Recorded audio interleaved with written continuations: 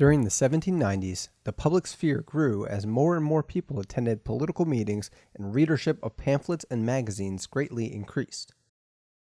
The rise in print media, combined with the increasing divide in the country between Federalist and Democratic Republicans and a distrust of French immigrants, set the foundation for the Alien and Sedition Acts.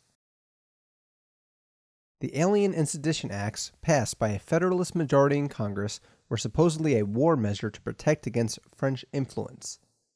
The Alien Acts contained the Naturalization Act, which increased the requirement for immigrants to live in the U.S. to become a citizen from 5 to 14 years. The Alien Act, which allowed the president to expel foreigners he considered dangerous.